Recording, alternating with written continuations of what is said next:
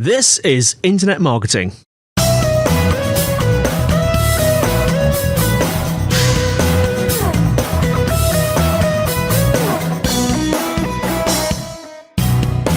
Brought to you by Site Visibility at sitevisibility.com. This is Internet Marketing. Now, before we start today, we'd like to encourage anyone looking for help with their digital marketing to get in touch with Site Visibility. Whether you have a burning digital marketing question or you're looking for an agency to work with, they'd love to hear from you. Give them a call, +44 1273 733 433, or fill out the form at sitevisibility.co.uk/contact. Alternatively, you can speak to either Scott or Sean via the live chat function on the site. They'd be happy to help. Now, today I'm joined by Ian Anderson Gray, teacher, speaker, specialising in live marketing. Ian, how are you doing? I'm doing really well, thank you, Andy. How are you? I'm very, very well. Tell us a little bit about yourself and what you're up to. Well, I'm based in Manchester in the UK, and I run a couple of businesses. So I run Select Performers with my dad. We're a family business and we're a web agency. Mm-hmm. And we specialise in managing websites for clients who basically don't want to worry about any of the technical stuff. And the other thing that I do is I'm a confident live marketing coach. So I help people with going live with the technical side of things, and also with the helping them getting them a bit more confident with their live videos. And I hear you're a singer as well. Yeah, that's my background. So, yeah, I got a little bit confused in my late teenage years. I wasn't really sure what to do with my life, like I suppose many people are. But I was a bit of a geek. I loved technology, and I had one of these ZX Spectrum computers in my bedroom. But I also was passionate about music. My mum was an opera singer, and I got to the end of school and I really wasn't sure what to do. Was I going to go down the techie science route, or was I going to choose music? And music won. I went to university to read music, and then I studied at the Royal Northern College of Music as a singer. So I've been teaching singing, and I've sung professionally, and I still do a little bit today. But these days, I suppose my focus has changed a little bit more now. And in a way, this one of the things I realized is for ages I wasn't sure, how do I amalgamate my passion for music and performance with technology? Yeah. And it's only really been the last couple of years that I realized, I can do that. It was actually I was speaking at a big social media conference in the States, social media marketing world, and we did a few of us came together and we put on a bit of a parody on networking on stage. And it was to the music of what was it? The first year it was the Wizard. It was the Wizard of Oz. So it was a musical, was it? It was a musical on stage, and I was the shy, introverted one there who didn't want to talk to anyone. I was looking at my mobile phone, and I was doing If I Only Had a Brain. And I just suddenly realised, I was able to communicate my passion for social media, but with music, and also with we'll probably talk about this, but with my whole entry into live video, I suddenly realized that I could combine two of my big passions together. So yeah. Yeah, well, we'll talk about the video thing in a minute, because that's one of your sort of specialities. But I just wanted to talk about something a bit more. I'm going to annoy the bloggers now. I almost said mundane. It's not really mundane. It's just a different form of content marketing, which is blogging, of course, sort of as part of content marketing. I know this is something that you've done a lot of. What do you think stops most people from starting a blog? Well, I think I probably am an expert in answering this question, because for years and years I never started my blog. I had so many false starts. I'm a failed blogger in a way, or I was to begin with. Yeah. And so I think there were the two main barriers that I struggled with, and to be quite honest with you, I still struggle with today, and that is perfectionism and procrastination. And I think they're related. I had in my head that I needed to produce this amazingly perfect blog, and being a bit of a web developer as well, everything had to be technically there as well. Yes. And actually, in the end, I got so fed up with myself that I thought, I'm just going to launch a blog with a default WordPress theme. And I can't tell you how bad I felt. I felt, I just felt that I can't do that. It just felt wrong. But I did it. And I'm so glad, because I didn't have to worry about any of the theme or the technical side of things. I just started writing. Yeah. And the great thing about WordPress, of course, is that, you can change the theme later. And that's what I did. I changed it. And so I was able to communicate my message without thinking about that. And then, of course, the other thing is procrastination, which is probably related to, I was thinking of all the things that I needed to do, all the little tiny things, instead of actually just communicating my message. And so I think that's the thing that a lot of people struggle with to begin with. They want everything to be perfect. And they just, my advice to people really is just start blogging. Just do it. Just get on with it. It's not going to be perfect. And when I look back on my first couple of blog posts, I mean, they're kind of a bit embarrassing, but I started. And so yeah. And then I suppose that there are other things that maybe stop people, but I think those are the two main reasons. I know what you mean though, because I'm a developer as well, and I do code and I do HTML. And when you're like that, when you're sort of quite technical, but you're also do a bit sort of more right-brained, more sort of artistic and creative, there is a kind of a tendency to tinker with things that can be tinkered with, isn't there? Oh yeah, and you can get tinkeritis, and it just sort of stops you from doing anything. I don't think that's bad. I mean, Google famously had their 20% time, and I think we probably need to have a bit. If you're that way inclined, which it sounds like both of us are, you need to give yourself that 20% time to tinker with that code, and that's not wrong. And tinker with things and play with things. And these days, I've got my website hosted on where it has the ability to have a staging server, so I can tinker on that, and if it breaks, it doesn't matter. Yes. So I think that's I think it's just getting that balance, really. Yeah. And the other thing you mentioned, which I really relate to, is this whole notion of just start, even if it's not very good. I've got this phrase that I once put on. I'm not sure if we're allowed to swear on this podcast, but I'll spell the swear word out just in case we're not. My phrase, which I hope I become famous for and might be on my gravestone, is the secret to getting things really good is to make something SHIT and then progressively make it less and less SHIT. Yeah, I like that. Yeah, I think that's true. Yeah. And with all forms of content, whether that's blogging or live video, to be quite honest, to begin with, it probably is going to be expletive, insert expletive there. It's going to be not as good as it will be the third, fourth, fifth, sixth, and seventh time, but you've got to start somewhere. And I think when you listen to podcasts, for example, and usually the first couple are not always that great, because the person doing it is finding their feet and working things out. But we forgive them and we stick with them, because usually it's the passion and the content that get us to listen. And if things aren't perfect, does that really stop you from engaging in the content? I don't think so. No. Now, talking of content, see where I'm going with this. See what I did there? You mentioned content, and I'm using that as a segue into content. How do you come up with good content for a blog?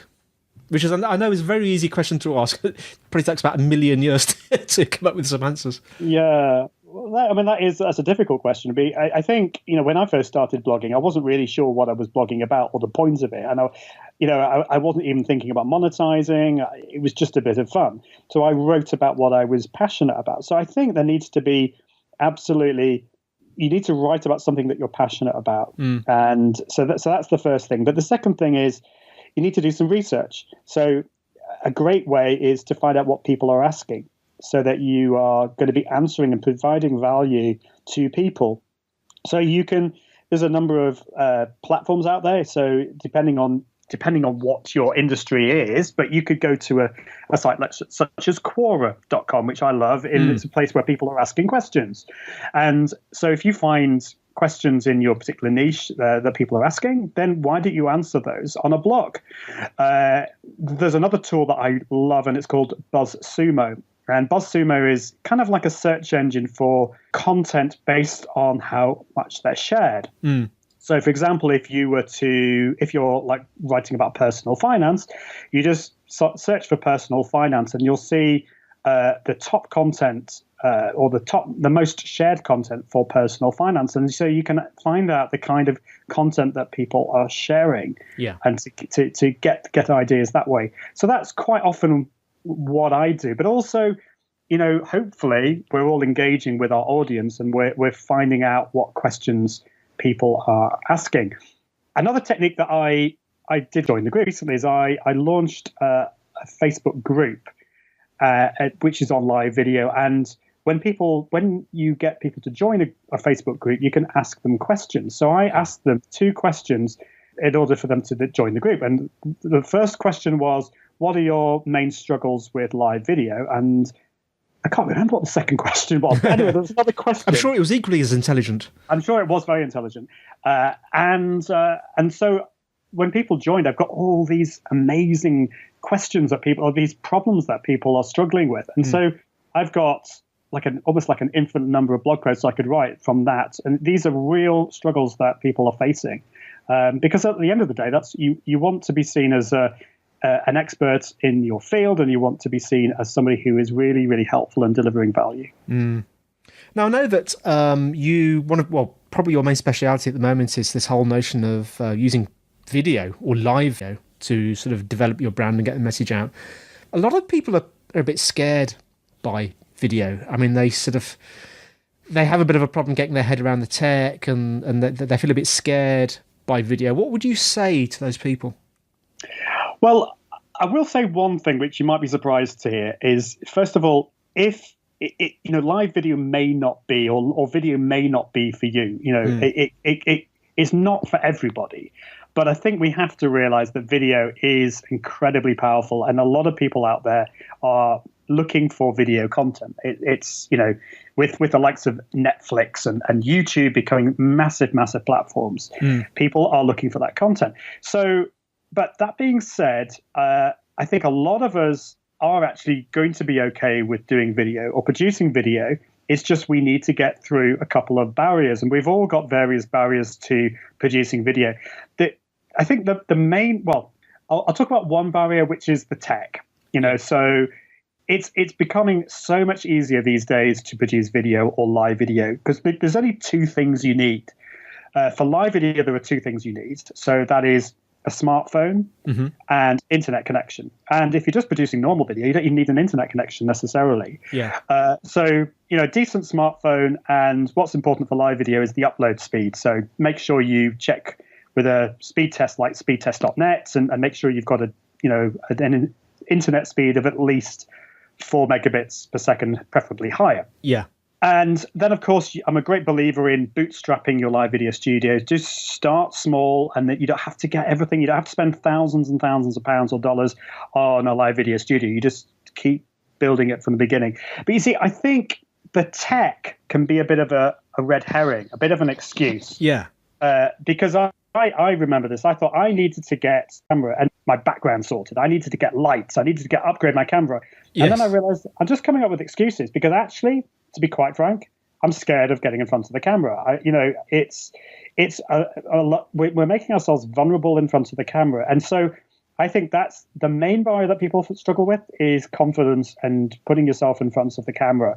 The third issue, which is probably the least, is what content am I going to share, and obviously coming up with that. So I think the top one is the confidence, getting in front of the camera. Second barrier is the tech, and then the third one is the content.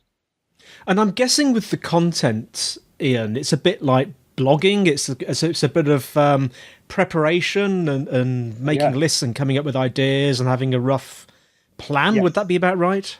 My goodness, you've used the word plan. And that's the problem, I think, because particularly with live video, I mean, the great thing about live video is, unlike blogging, I mean, I spend a huge amount of time researching and creating the content. That's why I'm not a hugely prolific blogger, because the articles that I produce are like massive, kind of tens of thousands of words sometimes. I want to deliver as much value as possible. But with live video, you can just click the live button and you're away, and you can produce content really, really quickly and easily. But the danger of that is that you don't do any planning. You just click live button, and then you wing it. And so I think sometimes that's okay if you're wanting to do some off the cuff content, but generally speaking, I think you do need to plan. You do need to have an idea of what you're going to be talking about so that it's going to be really, really valuable for your audience. Because otherwise, people are going live just for the sake of going live, and that's not going to do anyone any good. Now, I just want to touch on something that I've noticed on your website, that you've been on quite a few podcasts as a guest. And I was wondering what you thought of podcasts as another form of content marketing, and perhaps how they compared to video, the differences. Oh, I'm a huge podcast fan. I mean, I've been consuming podcasts, I don't know, since the early noughties, really. And I think what I love about podcasts is the intimacy that you have. When people are listening to you, they're kind of inserting you into their ears, which sounds a bit painful, but it's a very intimate platform. And I've dabbled in podcasting myself. Quite a few years ago, I had a podcast, and I'm thinking of launching a new one this year. It's a way that really no other platform out there. You're getting people who are going to be listening to your voice for half an hour or even an hour every week, if that's how often you do it. Whereas I do totally believe in the power of live video and video, but I think with podcasting, you're going to build your tribe, a passionate tribe, almost more so, because people are going to be listening to you wherever they go, whether they're walking, they're in the car, and of course, watching live video while you're driving is not a good idea. No. Don't try. Don't do it. And certainly don't broadcast the live video when you're driving. Actually, I've seen people do. My goodness. So, so I'm a total believer in podcasting. I just think personally, I see total power in doing blogging, live video, and podcasting, and that's something that those are the three main content formats that I'm focusing on over the next year. And there are ways of actually, you can do both. You can convert a live video into a podcast, and you can convert that then into a blog. You can repurpose things. So that's another thing to think about. We often hear when sort of social media pundits talk about podcasts. Well, when we all talk about podcasting, you often hear mention that it's. I think you mentioned it was a very intimate thing, but they also say it's a very sort of authentic way of communicating with people. Do you feel that live video, has that same authenticity, or not? Do you think they're very similar? In that respect? Yes. Yeah. Well, I will say it obviously depends on how you do it. Yeah. I would argue that live video is even more authentic because, I'll be honest, there are some podcasts that I've listened to where I've actually stopped listening because they're too perfect. Yes, I know what you mean. They're almost too polished, and I think there are things about podcasting which are really important. So I do think the quality of the audio is of paramount, but the thing about live video, actually, that raw authenticity where things go wrong, like, I've had it on a live show when my co-host, the cat jumped on the table, the webcam fell over. It was hilarious. And of course, we couldn't cut that out, but people were so engaged in finding that so funny. If that happens on your podcast, that you would edit it out, probably. So I think there's room for both. I think both are authentic, but I think with live video, it's almost, I use the phrase, it's kind of heightened authenticity. It's authentic, but it's obviously still, you're putting the energy into it more than you would do if you were just speaking with friends down the pub. But it's probably more authentic than a standard podcast, or generally speaking. Just want to talk about tools, actually, because I think you used to be. Are you still known as the Tools Guy, which is a slightly unfortunate title? Good job. There's an S on the end of tools there. Oh dear, yes. Well, exactly. I suppose I'm certainly, I specialize a lot in tools, and I've got a whole blog post over a ridiculous number of tools that I use and I recommend on a daily basis. Well, let's just have a quick game of tools bingo, because I love productivity and tools. Well, but by the way, audience, when I'm saying tools, I don't mean literally like your dad used to have with the toolbox and spanners and things. I'm talking about apps and programs you run on your desktop and physical stuff as well. But what would you say would be, in terms of productivity for a sort of live streaming marketer, I'm saying this, but they're probably going to be quite generic productivity tools. What are your sort of top 3 favourite productivity tools? And I only have to pick 3. That is just so hard. I mean, maybe we'll let you have 5. Well, so I mean, I think there are some more general tools. So I'll mention some general tools. So I mean, I think a password manager is absolutely a must. So I use LastPass, but 1Password is another one. Yeah. I don't know how people cope without that kind of thing, to be quite honest. And obviously you know, make sure you've got kind of a decent email provider. I mean, I use Gmail. For productivity, if you do use Gmail, I love SaneBox. And that's sane, as in SANE. Yes. Yeah. SaneBox. Yeah. And basically what that does, it links in. It may integrate with other platforms, but I definitely know it integrates with Gmail. Yeah. And it filters all the email in your inbox and moves all the less important email to another folder called Sane Later. So the great thing about this is I check my inbox multiple times a day, but I only see the important email. And then maybe once a day, I'll go into my Sane Later folder and I'll quickly go through that. Most of the stuff in there I just archive straight away because I don't need to read it. And then there's other folders like you can add Sane News for newsletters. So again, I go into that probably once a day and I'll archive most of it or read the ones I really want to read. So if you're into the whole getting things done, what do you call it, ideology or whatever it is? Yes, methodology. That's the one. That's the word. then it's a really, really good tool. So I use that. And then for if we're on to productivity, I use Text Expander, which I think it's available on PC and Mac. And that is fantastic because, you know, if I want to paste in my bio, then I've got semicolon bio for bio. That prints that out. If I want to send my headshot, I just put in semicolon headshot and it will paste that in. If I want to sign off an email, best wishes Ian, I just do semicolon BW, and so it's just a quick and easy way. It's shortcuts that will speed up things. And does that work across all apps, Ian? Yeah. It's just you install that on your computer and it will just paste it. So if you're in Gmail or if you're on anything, it's great. So I think those would be my main ones in terms of a social media management tool. So if you're posting and scheduling to all the various platforms, then I mean I started off on Hootsuite, but in the past 3 or 4 years I've been really falling in love with a tool called Agorapulse. And Agorapulse is great because it integrates with all the main networks, Twitter, Facebook, LinkedIn, Google+, and Instagram and YouTube. And it's great in the way that you can go through all your mentions and messages across all the platforms and just go through them one by one and get down to inbox 0. They disappear from view. So you've got that you can get rid of those quickly and easily. And you can even, if you've got a team, you can even delegate it to team members as well. Nice.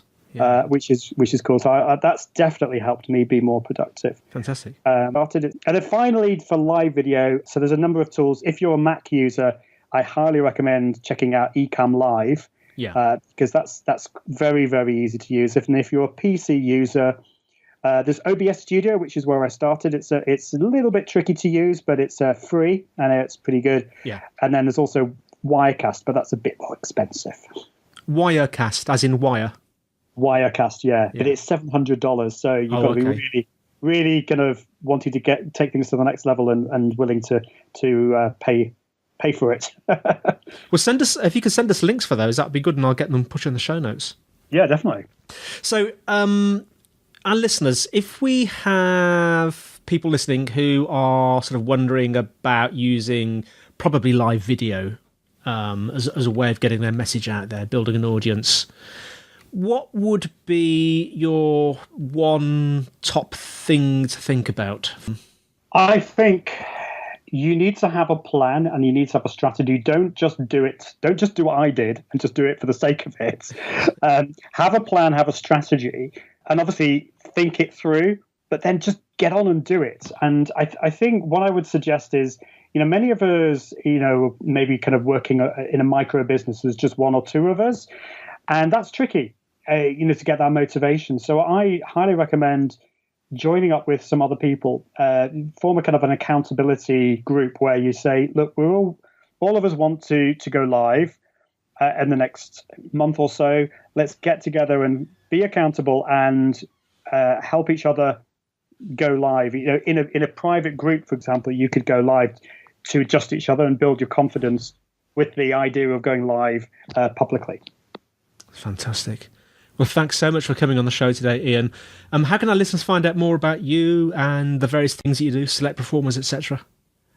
Yeah, so you can check out my website. That's so Select Performers website is just selectperformers.com, and my other website, my member website is ieg.me. I've got something called the Confident Live Marketing Academy launching very soon. So you can find that just by going to ieg.me/products/academy, and you can find out more about that. If you're interested in going live and you're a bit scared, then that will help you there. And I'm scattered across the internet. Just search for my name, you'll find me.